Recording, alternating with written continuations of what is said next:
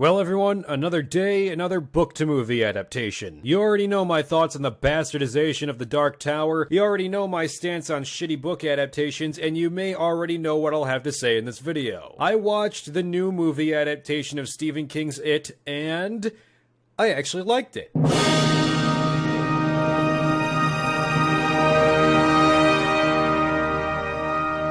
Don't make me gay. Now I have a rule.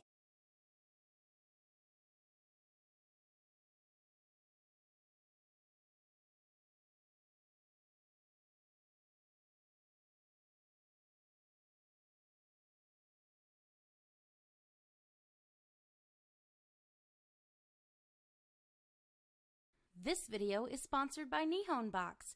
Click the link in the description for a discount on your first box and stay tuned to the end of the video for an unboxing. There are people in this world. Some have the ability to make masterful illusions. Others can manipulate the elements. And then there are the people like me. Who am I, you ask? I am Critica.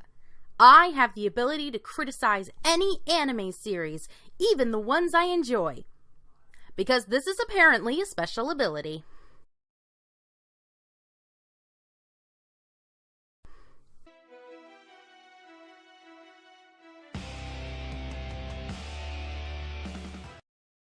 Now, after reading the title of the video, many of you may be thinking that, given my history with discussion and reviews on this channel, that I am the least likely of the team to watch something like this.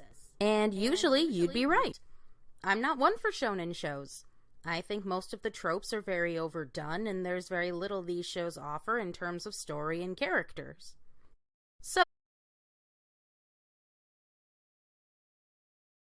So, is My Hero Academia the start of something new with the shonen anime genre?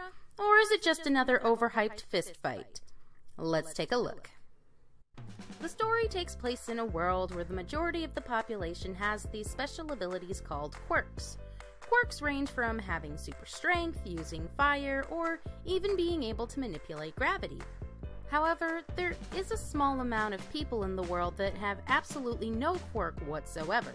This is the unfortunate situation our main character, Izuku Midoriya, finds himself in. He wants to desperately be a hero, but since he has no quirk, he has absolutely no chance of becoming a hero. However, Izuku isn't deterred. He still studies all the heroes and their quirks to learn more about them. Even when he's pushed around by the likes of his childhood friend, Bakugo Katsuki, Izuku still pursues the heroes and looks up to them with crazy admiration. And there's one hero Izuku admires more than anyone else. Have no fear, you are safe.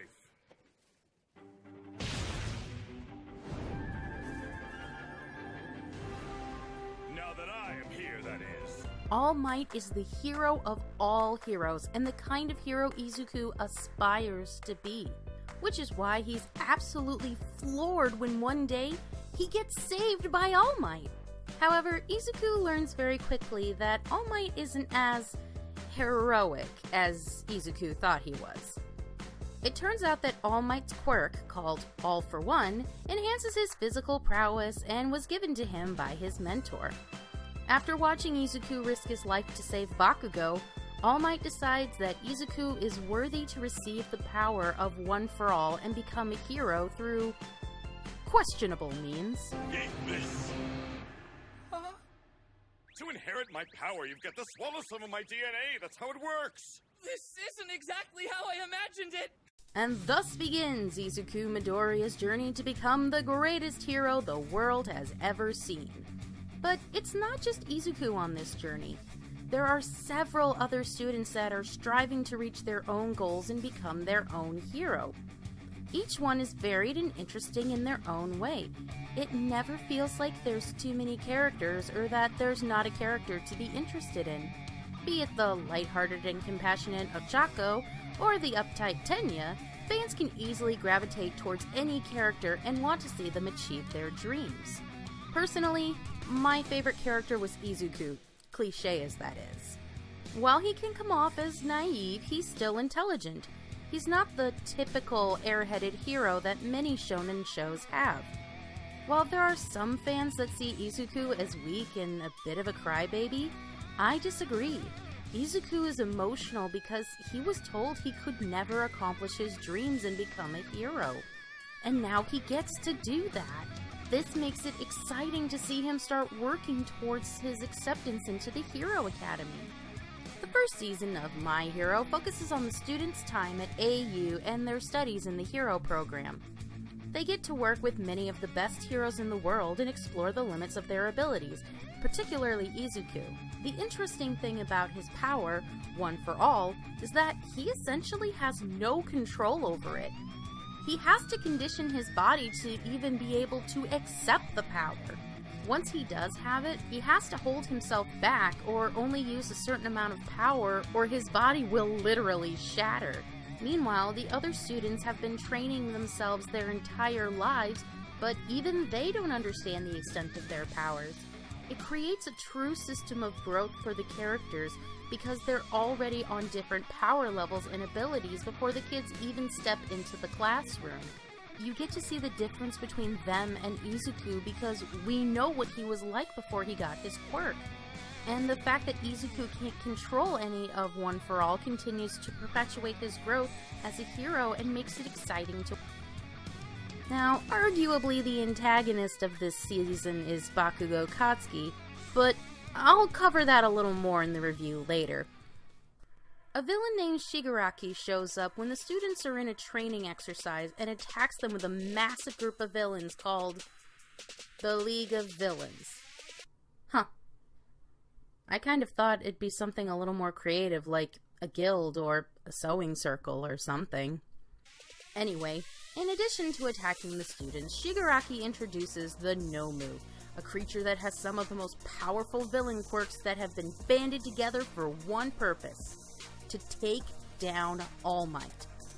Unfortunately, Shigaraki himself doesn't really come off as much of a threat. He's more following orders from a higher-up that we get hinted to, but he's not really intimidating and doesn't do more than speak cryptically about the dangers to come and what lies in store for the heroes.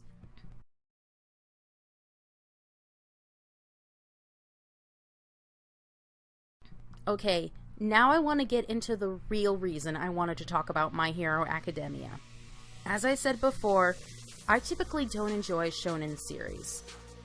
I remember watching stuff like Dragon Ball Z, Naruto, and Bleach when I was a kid, and I always remember thinking the same thing. What's the difference? What about these shows stands out and makes them different from each other? As someone who was just getting into anime, these shows were incredibly similar to each other. It's easy to see how people could think that this was all there was to anime because, well, for a while, that was all we got in the States. The same hot-headed heroes, the same ditzy or bitchy girls, and the same one-joke character that you either found hilarious or super annoying. Because of this, I stayed away from shonen shows. I didn't think they ever had anything else to offer, and that they were all the same. Genre of shonen. A shonen is a manga aimed at young boys. Manga like Dragon Ball, One Piece, Naruto, and Bleach all fall under this category. Generally speaking, shonen are bad. They all follow the same stupid cliches and rarely ever try to do anything different. The character development is stale, if existent at all. The heroes always win. There are often ass-pull explanations to get characters out of certain situations. The romance is absolute trash. The fights, while usually are good, can be repetitive. The plot is highly predictable and formulaic and is designed in a way that the story can continue forever. And finally, they are all built upon the foundation of style over substance, where things like plot and development of characters do not matter because things look cool.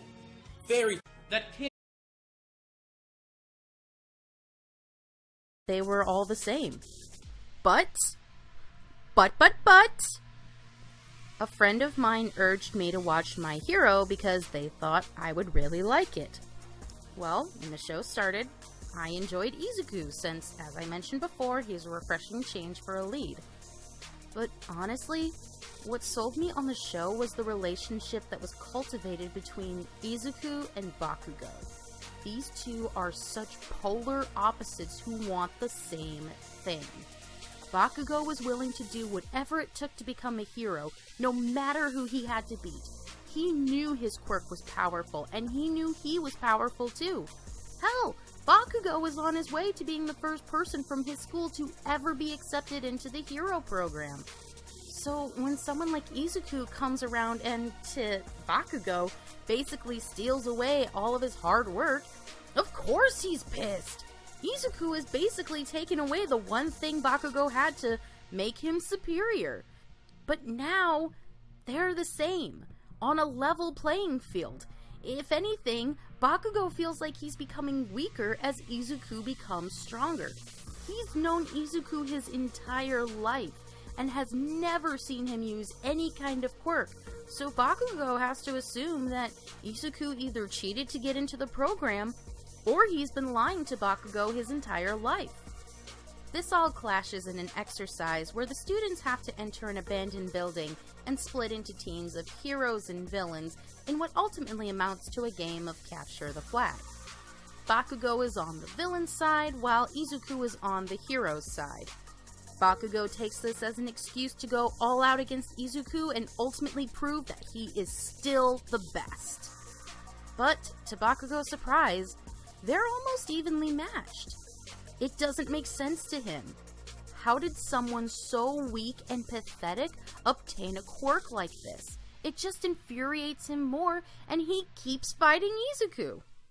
And honestly, there is no winner in this fight.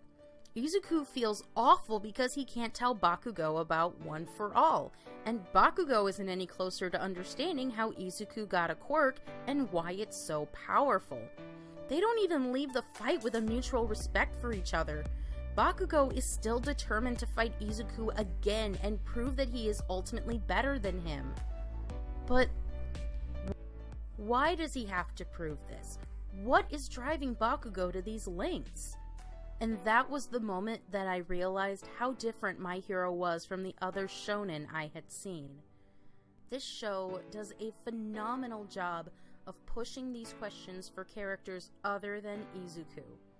I want to know why all the students want to become heroes. I want to know the histories of where the heroes that teach at the school came from. My Hero Academia made me excited to check out shonen again. I want to see what else there is and what other shows have to offer.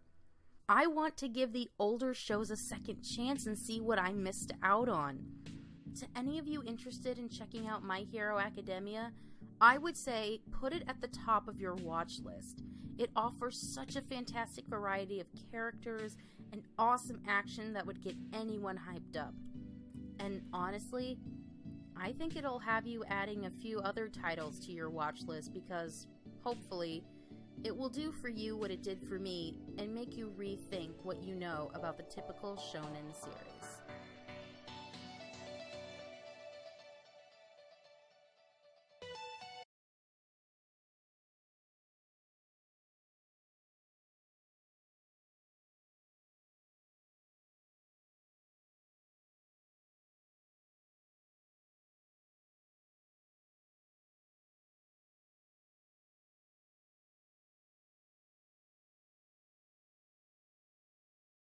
Well, let's not forget these two. Ah! Don't you dare! We may have just joined your team after you and Megan made that review. But like hell we're gonna let you put them there!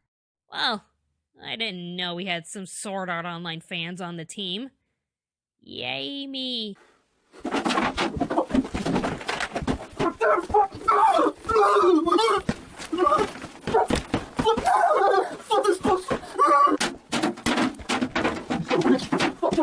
Fuck everything in wrestling! Professional wrestling fucking sucks! Such a disgrace to Ric Flair's life is